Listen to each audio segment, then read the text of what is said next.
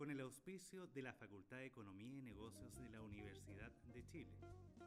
Abrimos la mirada.cl, fen.uchile.cl.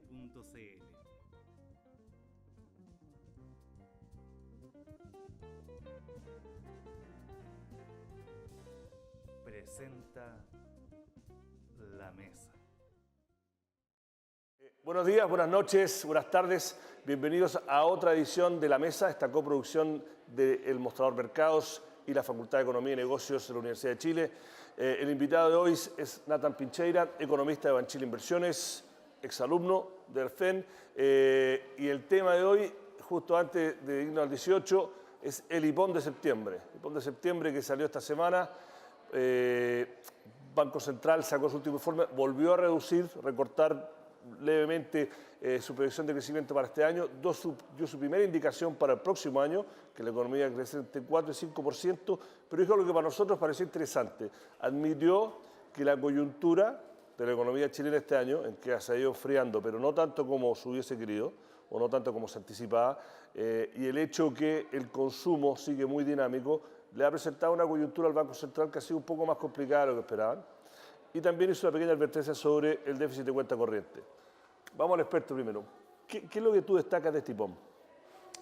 Bueno, yo creo que de forma importante para mencionar, de repente son las cosas que pareciera que no en primera vista se mencionan, que es que muchos destacaron que hubo pocos cambios en este IPOM respecto a lo que uno podría haber visto en los anteriores.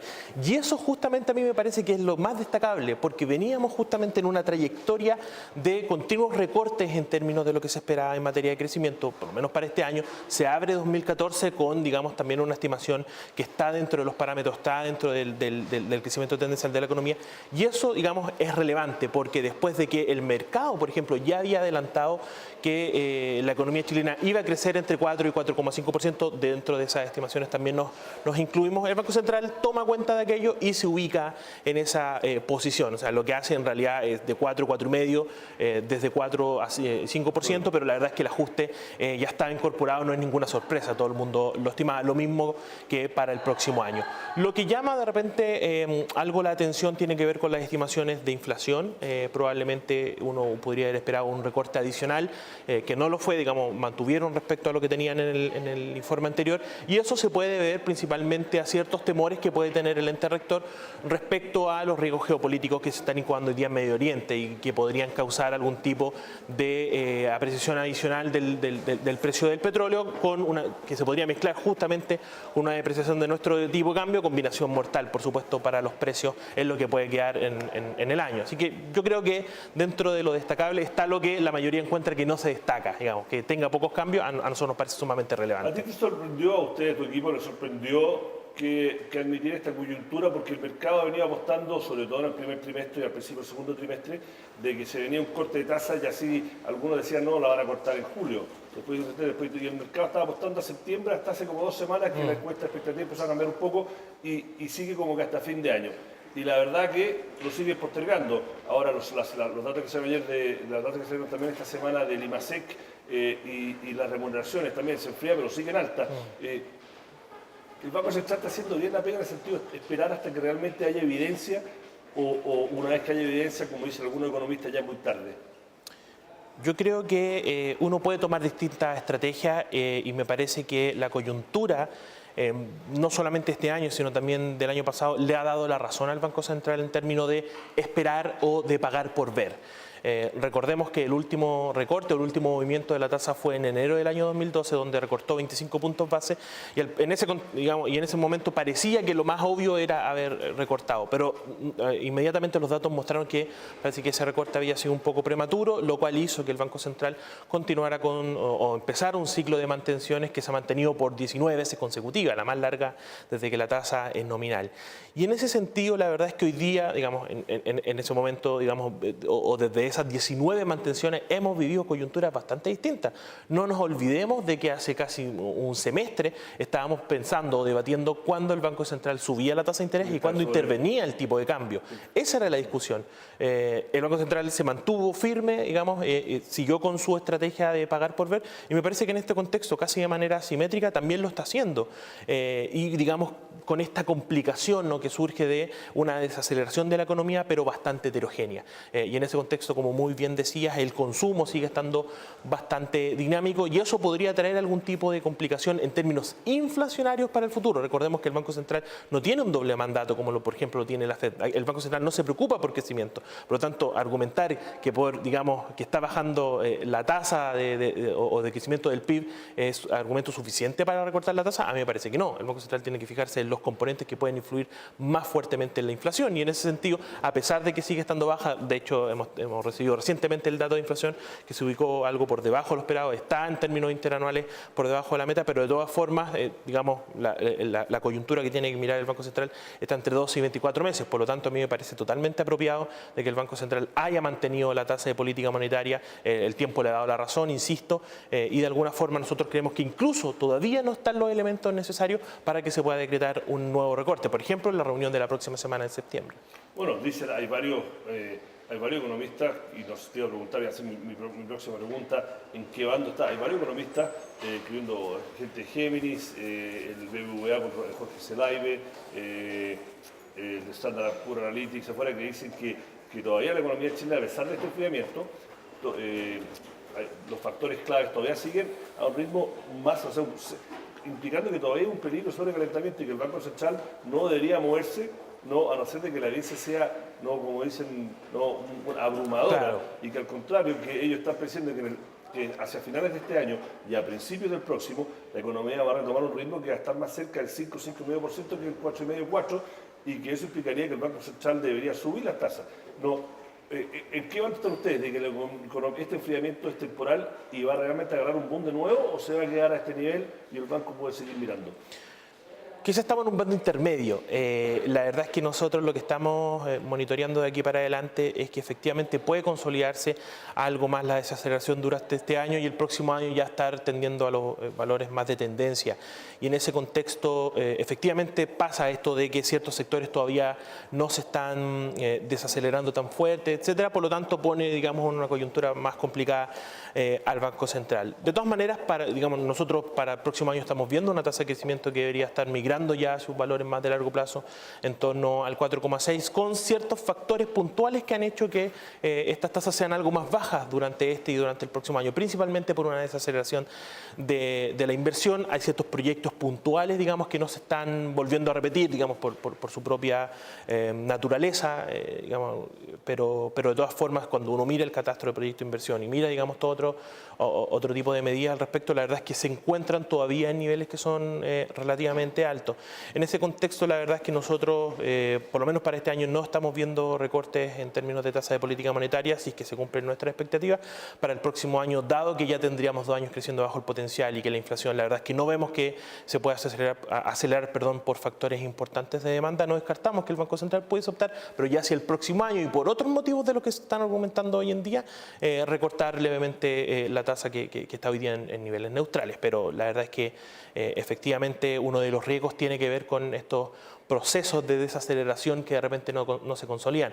Este que estamos viendo ahora, no hay que olvidar que desde el año 2008 no es el primero que estamos viendo, es el tercero que estamos viendo. 2 veces antes también hablamos de desaceleración y resulta que duraba muy poco y teníamos nuevamente una aceleración de la actividad. En eso se metió el tema de la dinámica inmobiliaria, ahora últimamente el tema del consumo, todo consolidado por supuesto con el déficit. Claro, un nivel de empleo importante. Yo no hablaría de un milagro, pero sí, digamos, por supuesto, temas importantes que se recogieron desde tanto la crisis internacional como desde el terremoto. Pero efectivamente hoy día existen algo más de variables que aquellas veces para pensar que esta desaceleración podría consolidarse de forma sana, de todas maneras. Nosotros no estamos viendo un frenazo como, digamos, alguien, digamos, o algunas personas en el mercado están argumentando. Pero los riesgos están ahí, los riesgos están puestos sobre la mesa, pero de todas maneras no esperamos que haya mucho mucho desvío respecto a lo que estamos viendo hacia el 2014. Mira, tú tocaste un tema que no fue parte relevante de IPOM, pero ayer en Casa Piedra lo mencionó Rodrigo Vergara, y que este tema de inversión y proyectos. Te lo digo un poco coyuntural porque, bueno, él dijo que sí, que es una cosa que le preocupa a medio y largo plazo para la economía chilena, que es este tema de los costos de energía y el impacto que esto puede tener a medio y largo plazo a la inversión. Ayer tuvimos no sé si puedo decir shock, no quiero decir, pero sorpresa, el anuncio de la papelera, de que cerraban o suspendían la producción en su planta del sur por costo, y que iban a transferir esa planta de papel de diario y que iban a hacerlo desde Brasil. ¿No? Son trabajos, gente que van a tratar de realocar, pero bueno, se van a perder pega, etc. Y es como el primer impacto, porque se viene amenazando un par de proyectos mineros que se han postergado, pero esta es una primera vez que una planta que ya está activamente produciendo para el mercado chileno con empleados, la suspenden por los costos. ¿Cuán realista es? Usted está en el bando que esto es realmente una preocupación semi-inmediata o una preocupación mediano a largo plazo, ¿no? ¿Cómo lo ven ustedes cuando hacen los análisis para sus clientes? Yo creo que la preocupación de los costos en términos generales y en particular, digamos, por la pregunta de la energía, no es una preocupación de hoy ni de mañana, es una preocupación de ayer. Y efectivamente, cuando veamos la prensa, veamos los diarios de hace 10 años atrás, la discusión es exactamente la misma. Y efectivamente había un poco avance al respecto. Podemos debatir, podemos estar horas y días pensando de cuál creemos que tiene que ser la matriz energética para Chile. Algunos van a defender el tema termoeléctrico, algunos van a defender las hidroeléctricas, otros energías renovables no convencionales. Perfecto, pero tengamos esa discusión. No lo estamos teniendo, no estamos pensando en cuál va a ser la materia energética. Ha sido tan manoseado el tema que al final pareciera que la gente no quiere tocar esas complicaciones. Sin embargo, efectivamente es uno de los grandes desafíos que tiene Chile hacia adelante. Esperemos que en este contexto de campañas presidenciales se presenten propuestas directas, claras y concisas para que la ciudadanía en noviembre tome la decisión de cuál es el proyecto energético que más le gusta. Pero digamos, tengamos esa discusión, porque si no, vamos a estar de nuevo en 10 años más teniendo la misma discusión y los proyectos energéticos se demoran en empezar, y por supuesto que la coyuntura, no solamente en términos de precios, sino también en términos de disponibilidad, puede ser complicada. Mezclemos eso también con ahorro energético, mezclémoslo con ahorro energético, perfecto, podemos tomar, digamos, varias medidas al respecto, pero digamos, tengamos esa discusión. Otra pregunta, que lo menciono en el déficit, en el IPOM, y ayer también fue tema en la conferencia de prensa de ICARE. El tema del gasto público, déficit estructural y déficit de cuenta corriente. Hemos tenido acá expresidente del Banco Central, José Gregorio, que dice que el déficit de cuenta corriente no hay que preocuparse tanto porque la mayoría ha sido para la inversión minera, que Australia ha tenido 30 años de déficit de cuenta corriente entre 4 y 5%, y mira lo que Australia, que no hay que uno hay que preocuparse si ese fuese activo para consumo, pero en Chile ha sido aparente para inversión. Está este debate que se ha dado en los medios entre el bando de Bachelet y el bando de Matei sobre cuál es la herencia del déficit estructural comparado con que ellos... Claro, ¿este es un tema más político realmente desde el punto de vista económico para el país? ¿Les preocupa a ustedes? Yo creo que es un tema relevante, no solamente. Hay, por ejemplo, discusión que se basa en términos políticos y cada uno defenderá la medida que más le convenga. Pero hay ciertas cosas que son técnicas y en ese contexto partamos por los últimos. Efectivamente, el déficit de cuenta corriente ha sido una preocupación importante en términos de nivel. Cuando uno va a la composición, tiende a sopesar un poco más ese déficit porque efectivamente está digamos, o muy enfocado en lo que fue, por lo menos el año pasado, en términos de inversión extranjera directa, y no tanto en inversión de cartera, diferente a como, por ejemplo, algunos de nuestros vecinos, digamos, tuvieron o se provocaron esos déficits. Digamos, tenemos el caso de Perú, tenemos el caso de Brasil, digamos, que han tenido que salir a defender su moneda ante, digamos, esta salida importante en términos de flujo. Chile no está en esa posición, pero de todas formas se pueden generar ciertas vulnerabilidades cuando, por ejemplo, podríamos ver una rebaja adicional del precio del cobre, digamos, una no tan desaceleración en términos de consumo, etcétera. Lo que estamos viendo hoy día, el Banco Central ha seguido este déficit, digamos, o su estado dentro de la discusión del IPOM durante algunos trimestres, y en ese contexto, por lo menos en lo que hemos visto últimamente en la coyuntura, se han generado ciertas válvulas de escape al respecto. El primero tiene que ver con la desaceleración de la economía, una apreciación del tipo de cambio, una disminución de importaciones, etcétera. O sea, por ese lado podríamos estar menos preocupados, pero por supuesto que hay que seguir mirando cómo es la composición composición y la generación de este déficit. Respecto a lo segundo, el tema del gasto, del déficit estructural, etcétera, a mí me parece que las comparaciones tienen que ser relativamente justas. ¿Qué es el tema? Porque los dos días dicen que uno está comparando manzanas con peras y que no son manzanas con manzanas, o te dicen nosotros tuvimos 2 años de la peor recesión desde la de los Por 30, ejemplo, entonces, claro, ese es uno de los argumentos. El otro tiene que ver con efectivamente que se cumplan los compromisos, si es que digamos el gobierno del presidente Piñera ha dicho que iba a migrar hacia un déficit del 1%, bueno, esperemos que en el presupuesto que se va a presentar ahora migre efectivamente hacia ese contexto. Digamos, y comparemos eso, digamos, cómo ha ido la evolución respecto a lo del gobierno pasado, respecto a los gobiernos pasados, incluso respecto a la regla original, que era un superávit del 1%. No lo digo yo, de hecho, el Fondo Monetario Internacional, no solamente en un informe, en los 2 últimos que ha presentado respecto a Chile, ha dicho que nuestro país podría haber hecho algún tipo de esfuerzo adicional respecto a un ahorro fiscal y digamos, si lo plantea que no pudo hacerse ahora, no descarta que ese esfuerzo podría venir por parte de los próximos gobiernos, primero migrando hacia un balance estructural y próximamente no descarta que podríamos migrar nuevamente a lo que fue la regla original de este superávit del 1%. A mí lo importante... ¿Pero cuán realista es eso el próximo año? Una economía creciendo un poco menos, un gobierno si gana la que es favorita hasta ahora, haciendo promesas de una reforma tributaria de 3.000 millones de dólares y comprometiéndose a un gasto universitario, etcétera. ¿Es realista que pueda hacerse esto, lo que le sugiere el fondo? Perdón, sí. Lo que pasa es que es realista en el punto de que las propuestas quieran que eso sea así.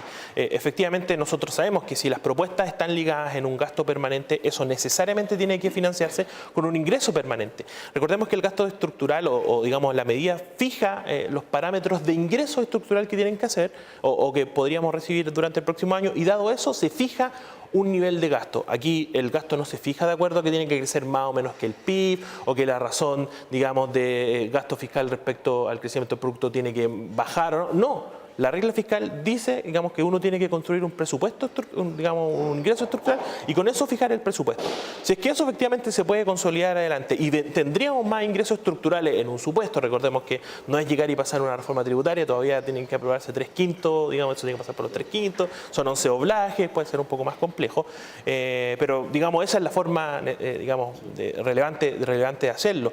Entonces, en ese contexto, insisto, es tan realista como tú o como el próximo gobierno quiere que eso se ejecute, y me parece que lo más importante en este, digamos, o volviendo al nivel más técnico, tiene que ver en seguir perfeccionando la regla de balance estructural, y me parece que esa es una de las reglas que más ha hecho por la institucionalidad macroeconómica en Chile, ha dado estabilidad, digamos, en términos de lo que se espera del gasto fiscal, pero me parece que todavía pueden quedar algún tipo de cosas que se pueden evitar tanto en términos de discrecionalidad. Por ejemplo, no solamente decir qué es lo que va a pasar a final de tu periodo, sino también tentativamente decir cómo lo va a ir logrando, y eso, digamos, definitivamente deja más espacio para que se puedan seguir aplicando reformas en motivo de perfeccionarlo. Si tú miras las 2 candidaturas que pudiesen tener más probabilidad de salir, ninguna está pensando en algo distinto. Las 2 valoran, digamos, fuertemente que siga existiendo esta institucionalidad. Algunas otras candidaturas, digamos, más secundarias también lo están, digamos, o lo han manifestado de esa manera. Tengo 2 preguntas, nos queda poco tiempo. Una, cuando tú miras la economía chilena a nivel macro, mirando el próximo año, ¿preocupado, confiado, con un par de dudas? Sí, yo creo que siempre van a haber dudas. Las principales tienen que ver en cuáles van a ser los impactos de la economía internacional, digamos, en nuestra propia economía. Y ahí surge el gran debate que se está teniendo hoy en día en Estados Unidos respecto a cuándo, cómo se quitan digamos, o la mayor liquidez que se ha aplicado. Que básicamente es un cambio de tendencia, es un punto bisagra respecto a lo que teníamos el 2008. Antes ya también habíamos tenido algún tipo de ciclo de recuperación en Estados Unidos, pero las discusiones eran, bueno, ¿cuál es el siguiente, digamos, programa de liquidez que vamos a aplicar? Esta es la primera vez que se discute desde mayo, digamos, que se podría empezar a recortar pero de todas formas todavía de forma calmada, etcétera. Eso pone ciertos riesgos, por supuesto, a la economía local. digamos, pueden haber algún tema financiero. Chile me parece a mí que tiene las condiciones para hacer frente a esa situación, pero también tenemos que ver cómo reacciona el mundo, cómo reacciona el resto de los países desarrollados, principalmente también hay que mirar el mercado de los commodities, etcétera. Pero eso sería, porque el debate, porque claro, la próxima semana, que es la reunión de la FED, y hoy día salieron hoy día es viernes, por lo que están viendo, salieron los datos de empleo que fueron un poquito menor en la inflación, pero la tasa bajó de nuevo. Y que todo el mundo, esta es la última antes del 18 de septiembre, que nosotros vamos a estar de vacaciones comiendo empanada y tomando vino, pero la FED va a estar decidiendo qué hacer con la tasa y si anuncia oficialmente, como algunos predicen, ya está. Ahora sí empezamos a recortar los estímulos. Desde ese punto de vista, ¿el impacto va a ser más financiero o realmente también tiene un impacto económico? Yo creo que el impacto es más financiero. Hay parte de transmisión, por supuesto, de economía real, pero si uno lo mira en términos de largo plazo, es como que tenemos un enfermo que ha necesitado desde el año 2008 morfina y en este momento estamos pensando que se está recuperando de tal manera que tenemos que empezar a quitarle la morfina. Díganme lo que quieran, pero a mí me parece que eso es una buena noticia, que Estados Unidos se pueda seguir recuperando. Lo que hemos observado respecto a otras economías desarrolladas también va en esa línea. De todas maneras, uno podría hablar de que la economía va a estar sana cuando crezca sin necesidad de mayores estímulos, cuando se puedan volvamos a preocuparnos de los problemas más de largo plazo que tiene esa economía. Por ejemplo, Estados Unidos, el tema de la deuda, no nos olvidemos del tema de la deuda. Exacto. La eurozona, no nos olvidemos de la consolidación fiscal y la consolidación bancaria, y Japón, que viene desde los 90 todavía, digamos, experimentando ciertas dificultades en materia de crecimiento. Todo eso sumado a los nuevos actores que están comenzando. Ya vemos, digamos, fuertemente China, no es ninguna novedad, pero también algunos otros países del sudeste asiático que están o que vienen creciendo con fuerza. Lo otro, digamos, en términos regionales, cuáles son las implicancias que puede tener este decrecimiento, digamos, casi esta inflación que se está observando en Brasil, por ejemplo, mientras que Perú, Colombia, México también han ido evidenciando algún tipo de mejora. En ese contexto, me parece a mí que las principales preocupaciones para Chile, como volviendo a la pregunta original, tienen que ver o seguir con la evolución que puede tener China hacia adelante, el impacto adicional que puede tener sobre los precios de los commodities y sobre el resto, por supuesto, de nuestras exportaciones. No olvidemos que es nuestro principal destino en términos de comercio internacional, por lo tanto, por ahí van a estar todavía las grandes preguntas, las grandes interrogantes al respecto. Pero todavía quedan ciertas interrogantes locales y me parece que cuando observamos ayer, ¿no?, que se nombra este estudio de las capacidades respecto a los trabajadores chilenos y que no hemos tenido ningún avance en 15 años, la verdad es que eso es preocupante. Por lo tanto, no solamente hay que seguir evidenciando las medidas pro competitividad en términos de mejorar, porque eso también en términos de los trabajadores va mejorando o puede ir mejorando lo que estamos hablando, o la gran discusión de hoy día que tiene que ver con el acceso a las distintas políticas públicas o digamos el acceso a los distintos servicios básicos que la población tendría que acceder. Por lo tanto, no me parece, digamos, que solamente la discusión tiene que estar afuera, sino que hay varios temas que hay que ir mejorando hacia adelante, que no se han mejorado lamentablemente en los últimos años. Bueno, nos pasamos pero por poco. Muchas gracias, Nathan. Nathan Picheira, economista de Banchile Inversiones. Esta ha sido otra edición de La Mesa, esta coproducción del Mostrador Mercados y la Facultad de Economía y Negocios de la Universidad de Chile. Acuérdense de seguirnos por Facebook, Twitter, mandarse a los amigos, recomendarnos, etcétera. Y bueno, lo que nos están viendo la próxima semana ya se acerca el 18 y hasta la próxima. Muchas gracias. Gracias, Nathan.